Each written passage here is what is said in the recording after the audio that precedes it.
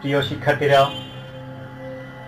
আশা করি তোমরা সবাই ভালো আছো, সুস্থ আছো, নিরাপদে আছো, স্বাস্থ্যবিধি মেনে নিজ নিজ বাসাবাড়িতে অবস্থান করছো। আমরা প্রত্যাশা করি, মহান রাব্বুল আলামিনের নিকট দোয়া করি যাতে করে তিনি দয়া করে আবার স্বাভাবিক অবস্থা ফিরিয়ে দেন। আমরা যাতে স্বাভাবিক ক্লাসরুমের যে স্বাভাবিক এনভায়রনমেন্ট যেটি আছে সেটিতে গিয়ে আমরা যাতে ক্লাস নিতে পারি, সেই সুযোগ তিনি আমাদেরকে সৃষ্টি করে দিবেন। এই প্রত্যাশায় আজকের ক্লাস শুরু করছি। আমি মোহাম্মদ ইকবাল হোসেন, সহকারী অধ্যাপক, ইসলামের ইতিহাস ও সংস্কৃতি বিভাগ, সরকারি সিটি কলেজ, চট্টগ্রাম। আজকে আমরা ইসলামের ইতিহাস ও সংস্কৃতি বিভাগের অনার্স চতুর্থ বর্ষের শিক্ষার্থীদের ইসলামের অর্থনৈতিক ইতিহাস ও ব্যাংকিং পেপারের যে টপিকটি নিয়ে আলোচনা করব সেটি হচ্ছে মহানবী সাল্লাল্লাহু আলাইহি সাল্লামের শাসনামলে মদিনা রাষ্ট্রের রাজস্ব আয়ের উৎস ও ব্যয়ের খাতসমূহ। তো প্রথমেই আমরা একটু দেখে নিতে চাই যে রাজস্ব বলতে কি বোঝায়। সরকারি কার্য সম্পাদনের জন্য জনগণের কাছ থেকে বাধ্যতামূলকভাবে আদায়কৃত অর্থকে রাজস্ব বলে। প্রফেসর ডাল্টন বলেন, রাজস্ব বলতে সরকার পক্ষ হতে অপরিহার্য রূপে ধার্যকৃত একটি দাবি বিশেষ। ইসলামী রাষ্ট্রে রাজস্ব সরকারের ব্যয় নির্বাহ ছাড়াও গরিব, নিরাশ্রয়, মুসাফির ও ঋণগ্রস্তদের পৃষ্ঠপোষকতা করার জন্য আদায় করা হয়ে থাকে। সোজা কথায় সরকার রাষ্ট্র পরিচালনা করে থাকেন। এই রাষ্ট্র পরিচালনার জন্য সরকারের অর্থের প্রয়োজন হয়। সেই অর্থ সরকার জনগণের কাছ থেকে নানাভাবে আদায় করে বা আয় করে থাকেন। এই যে রাষ্ট্র পরিচালনার জন্য সরকার জনগণের থেকে বিভিন্নভাবে যে অর্থটা আয় করে থাকেন সেটি হচ্ছে রাজস্ব।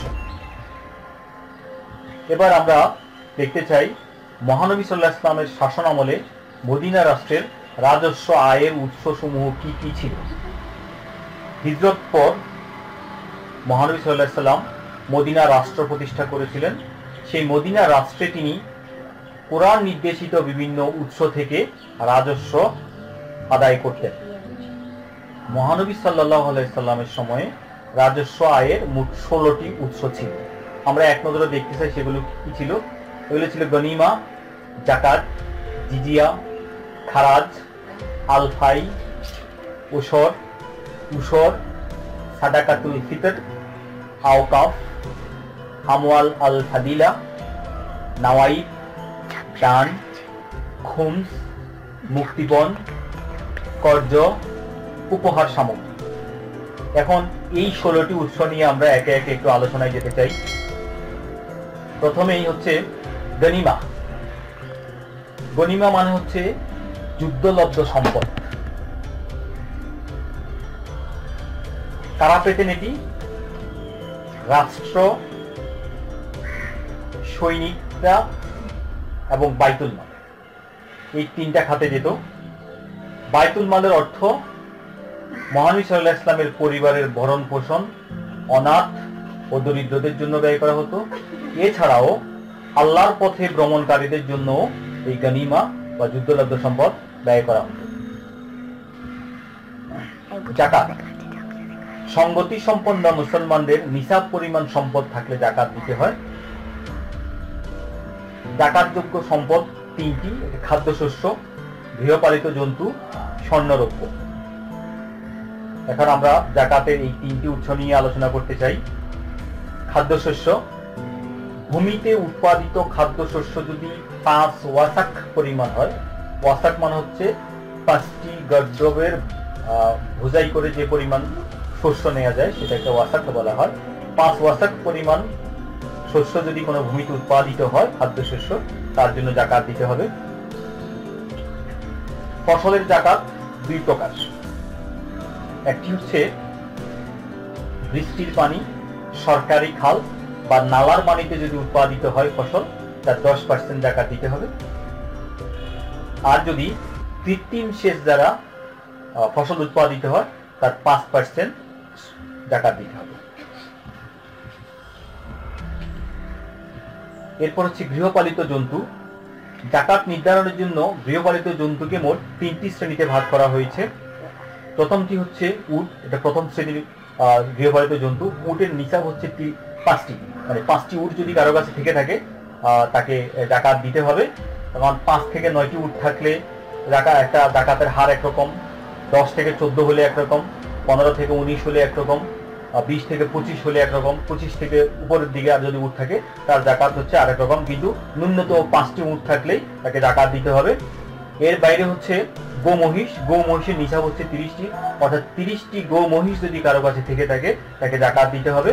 আর তৃতীয় যেটি আছে সেটি হচ্ছে মেষ ছাগল। মেষ ছাগলের নিসাব হচ্ছে 40টি, অর্থাৎ 40টি মেষ ছাগল যদি কারো কাছে থেকে থাকে তাকে জাকাত দিতে হবে। স্বর্ণরৌপ্য। স্বর্ণরৌপ্যের জাকাত হচ্ছে সঞ্চিত অর্থ বা স্বর্ণরৌপ্যের মূল্য 200 দিরহাম অতিক্রম করলে শতকরা 2.5% হারে জাকাত প্রদান করতে হয়। এরপরে আমরা দেখব জিজিয়া। জিজিয়া অর্থ হচ্ছে এটা নিরাপত্তাকার। অমুসলিম প্রজাদের জীবন ও সম্পদ রক্ষার বিনিময়ে জিজিয়া বা নিরাপত্তা কর দিতে হয়। মহানবী সাল্লাল্লাহু আলাইহি সাল্লামের সময় এটি ছিল মাথা প্রতি 1 দিরহাম। শিশু, মহিলা, উম্মাদ, গরীব, ধর্মযাজক, অক্ষম ও রোগাক্রান্তদেরকে জিজিয়া প্রদান থেকে অব্যাহতি প্রদান করা হতো। এরপরে হচ্ছে খারাজ। খারাজ হচ্ছে ভূমিকর। অমুসলিম জিম্মি প্রজা যারা, তাদের উপর একটি ভূমি রাজস্ব যেটি ছিল সেটি খারাজ বলা হয়। পারস্যে এটিকে খারাগ বলা হয়। রোমান সাম্রাজ্যে এটি ট্রাইবিউটাম সোলি নামে পরিচিত ছিল। অর্থাৎ এই করটি হযরত মুহাম্মদ সাল্লাল্লাহু আলাইহি ওয়াসাল্লাম নতুনভাবে আরোপ করেননি, এটি এর আগ থেকেই পারস্যে এবং রোমান সাম্রাজ্যে পৃথিবীর বিভিন্ন অঞ্চলে এটি প্রচলিত ছিল। যেহেতু ওই সময়ে সৈনিকদেরকে নিয়মিত বেতন দেওয়ার বিধান ছিল না, তাই খারাজের অর্থ সৈনিকদের মাঝে বন্টন করে দেওয়া হতো মদিনা রাষ্ট্রে। এরপর হচ্ছে আলফাই। আলফাই হচ্ছে রাষ্ট্রীয় ভূসম্পত্তি। বিজিত দেশের আবাদি ভূমি, ফাদাক এলাকার সম্পত্তি, মুসলমানদের তেজারতের 1/10 ইত্যাদি আলফাই সম্পত্তি হিসেবে পরিগণিত হতো। এই আলফাই সম্পত্তি বিভিন্নভাবে লিজ দিয়ে যে আয় করা হতো সেটি রাষ্ট্রীয় আয়ের একটি গুরুত্বপূর্ণ উৎস ছিল। এরপরে আমরা যেটি দেখব সেটি হচ্ছে উসর। এটা হচ্ছে মুসলমানদের দেয়া ভূমিকর। আমরা এর আগে খারাজ দেখেছি অমুসলমানদের ভূমিকর। উসর হচ্ছে মুসলমানদের ভূমিকর। এটি একটি ফসলের জায়গা। উৎপন্ন ফসলের 10 ভাগের 1 ভাগ, যা উৎপাদিত হবে ফসল তার 1/10 এটিকে জাকাত দিতে হয়। এটিকে রাষ্ট্রকে দিতে হয়, কর দিতে হয়। জাকাত নয়, সরি, এটি কর দিতে হয়। জমির মালিক হওয়ার শর্ত এখানে নয়, অর্থাৎ আমি জমির মালিক হতে হবে এমন কোনো কথা নেই। আমি ফসল উৎপাদন করলে আমাকে এই করটা দিতে হবে। যতবার ফসল উঠবে ততবার এই করটা দিতে হবে। এরপরে হচ্ছে উসুর। উসুর মানে হচ্ছে বাণিজ্য কর বা আমদানি শুল্ক যেটাকে বলা হয়। অর্থাৎ আমদানি রপ্তানি বাণিজ্য করতে গেলে যে ট্যাক্সটা গভর্নমেন্টকে দিতে হতো সেটাকে উসুর বলা হয়। এটা মুসলমানদের জন্য ছিল শতকরা 2.5% বা 2.5%। জিম্মিদের জন্য ছিল 5%। যুদ্ধে জড়িত দেশের বণিকদের জন্য ছিল এটি 10% হারে এই ট্যাক্স প্রদান করা লাগবে। এরপরে যেটি আসবে সেটি হচ্ছে সাদাকাতুল ফিতর। এটি বেশ পরিচিত আমাদের কাছে। রমজান মাস শেষে আমরা ঈদের দিন দিয়ে থাকি, আমরা সাদাকাতুল ফিতর দিয়ে থাকি, আমরা যেটাকে স্বাভাবিক ভাষায় ফিতরা বলে থাকি। এটা সামর্থ্যবান মুসলমানদেরকে এটা সবাইকে দিতে হয়। তবে নিসাব পরিমাণ সম্পদ থাকার কোনো শর্ত এখানে নেই, যেটি জাকাতের ক্ষেত্রে প্রযোজ্য আছে। বর্তমান সময়ে আমরা এই ফিতরা বা সাদাকাতুল ফিতরগুলো ব্যক্তি পর্যায়ে দান করে থাকি, কিন্তু মদিনা রাষ্ট্রে এটি রাষ্ট্রীয়ভাবে আদায় করে গরিব দুঃখীদের মাঝে বন্টন করে দেওয়ার বিধান ছিল বলে এটি তখনকার সময়ে রাষ্ট্রীয় আয়ের একটি উৎস হিসেবে পরিগণিত হচ্ছে। এরপরে যেটি আসবে সেটি হচ্ছে আওকাফ। আওকাফ মানে হচ্ছে এটি ওয়াকফের বহুবচন হচ্ছে আওকাফ, অর্থাৎ আল্লাহর নামে কোনো সম্পদকে উৎসর্গ করলে সেটাকে ওয়াকফ করা বলা হয়। মদিনা রাষ্ট্রে এই ওয়াকফকৃত সম্পত্তি থেকে যে আয় হতো সেটি বাইতুল মাল বা রাষ্ট্রীয় কোষাগারে জমা করা হতো। এবং মূল বিষয় হচ্ছে যে ওয়াকফ সম্পত্তির মূল সম্পত্তি থেকে রাষ্ট্রীয় ব্যয় করা হতো না, কারণ ওয়াকফ সম্পত্তির যে আয় হতো মূল অংশ অক্ষত রেখে আয়ের অংশ থেকেই মূলত রাষ্ট্রীয় কাজে ব্যয় করার বিধান ছিল মদিনা রাষ্ট্রে। এরপর হচ্ছে আমল আল ফাদিলা। এটি হচ্ছে ওয়ারিশবিহীন সম্পত্তি, মুরতাদ, ধর্মত্যাগী ও পলাতক ব্যক্তিদের যে সম্পদগুলো পরিত্যক্ত থাকতো, এই সম্পদ থেকে যে আয় হতো সেটি বাইতুল মালে জমা করা হতো, অর্থাৎ এটিও একটি রাষ্ট্রীয় আয়ের একটি উৎস ছিল মদিনা রাষ্ট্রে, যেটাকে আমল আল ফাদিলা বলা হয়। এরপরে হচ্ছে যেটা নাওয়াইব। নাওয়াইব মানে হচ্ছে রাষ্ট্রের জরুরি প্রয়োজনে ব্যয় নির্বাহের জন্য ভিত্তশালী মুসলমানদের নিকট থেকে যে দান বা লেভি গ্রহণ করা হতো এটাকে নাওয়াইব বলা হয়। যেমন তাবুক অভিযানের প্রাক্কালে মহানবী সাল্লাল্লাহু আলাইহি সাল্লাম সবার কাছে সাহায্য চেয়েছিলেন, প্রত্যেকে নিজ নিজ সামর্থ্য অনুযায়ী সাড়া দিয়েছিলেন, এটাকে নাওয়াইব বলা হয়। মদিনা রাষ্ট্র নতুন প্রতিষ্ঠিত হয়েছিল, এর অর্থনৈতিক ভিত্তি অত বেশি শক্তিশালী ছিল না বলে এই জরুরি প্রয়োজনে রাষ্ট্রীয় ব্যয় নির্বাহের জন্য এই নাওয়াইব খাত থেকেও অর্থ রাষ্ট্রীয় কোষাগারে জমা করে ব্যয় করা হতো। দান বা সাদকা, এটি একটি স্বেচ্ছামূলক দান, এটা ঐচ্ছিক ছিল, বাধ্যতামূলক ছিল না। জাকাতের মতো, জাকাত বাধ্যতামূলক ছিল। রাষ্ট্রের যে কোনো প্রয়োজনে নাগরিকরা রাষ্ট্রীয় তহবিলে বা বাইতুল মালে দান করতে পারত, এটি যে কোনো সময় করতে পারত, এরা বিত্তশালী মুসলমানরা করতো, এটা বাধ্যতামূলক ছিল না, ঐচ্ছিকভাবে এটা দান তার করে থাকতো। খুমস, খুমস মানে হচ্ছে আমরা রাষ্ট্রীয় আয়ের উৎসগুলো আলোচনা করার সময় প্রথম যে আইটেমটি নিয়ে আলোচনা করেছিলাম যেটাকে গনিমা বলা হয়, এর 1/5 যেটি বাইতুল মালে জমা হতো ওটাকে খুমস বলা হয়। এরপরে আমরা দেখব সেটা হচ্ছে মুক্তিপণ।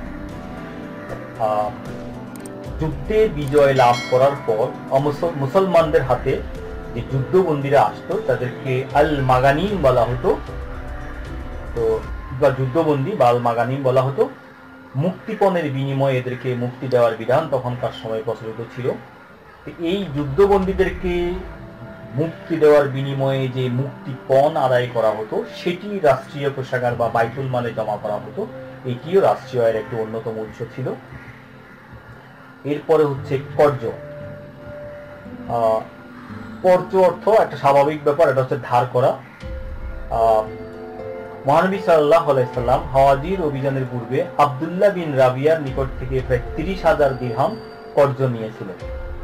আমরা ব্যক্তি পর্যায়ে যেরকম সংকটে পড়লে ধার কর্জ করে থাকি, মদিনা রাষ্ট্রের তখনকার সময় মদিনা রাষ্ট্র জরুরি প্রয়োজনে এরকম কর্জ নিয়ে বা ধার নিয়ে রাষ্ট্রের প্রয়োজন মেটানোর কাজটি করে থাকতেন। উপহার সামগ্রী, আমরা জানি রাষ্ট্রপ্রধান হিসাবে রাষ্ট্রপ্রধানরা বিভিন্ন দেশের রাষ্ট্রপ্রধানদের নিকট থেকে বিভিন্ন উপহার সামগ্রী পেয়ে থাকেন।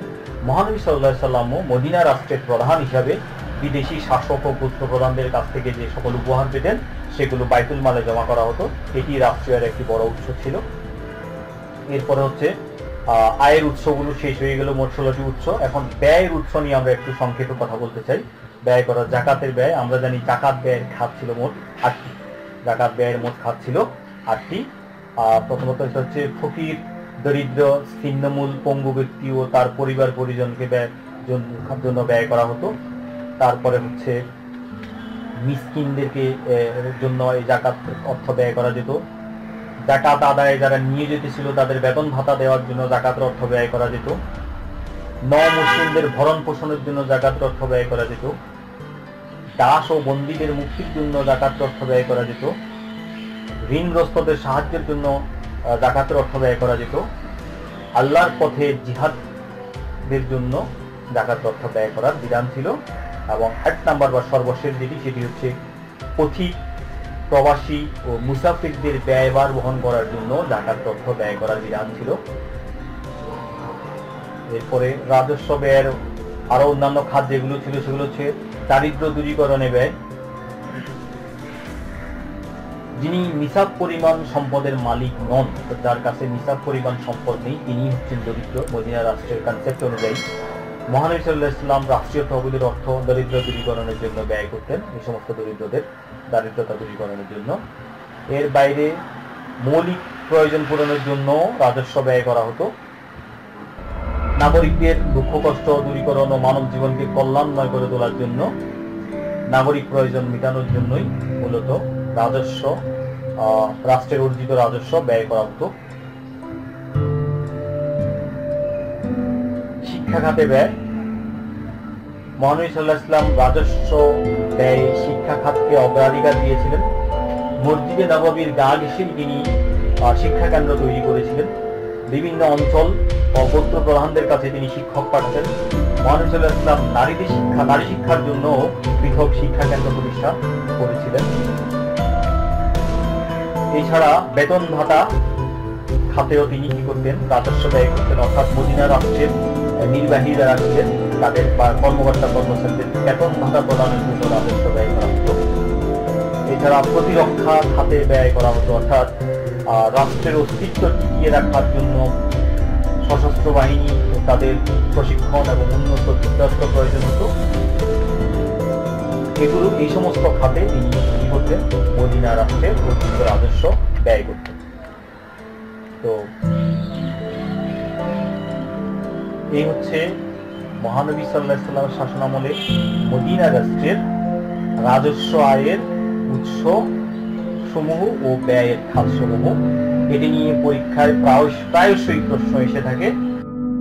প্রিয় শিক্ষার্থীরা, আশা করি আজকের এই আলোচনার সাথে পাঠ্য বইয়ের সাথে মিল রেখে তোমরা তোমাদের প্রস্তুতি গ্রহণ করবে। পরীক্ষার জন্য এটি বেশ গুরুত্বপূর্ণ একটি প্রশ্ন। পরীক্ষায় প্রায়শই এটি নিয়ে পরীক্ষায় প্রশ্ন এসে থাকে। মদিনা রাষ্ট্রের মহানবী সাল্লাল্লাহু আলাইহি ওয়াসাল্লামের শাসনামলে মদিনা রাষ্ট্রের রাষ্ট্রীয় আয়ের উৎস ও ব্যয় সমূহ আলোচনা করো, এই প্রশ্নটি। আশা করি তোমরা আগামী ক্লাসেও আমার সাথে থাকবে। আগামী ক্লাস দেখার আমন্ত্রণ জানিয়ে সবাইকে ধন্যবাদ জানাচ্ছি। আশা করি সবাই মহান আল্লাহর রহমতে সুস্থ থাকবে।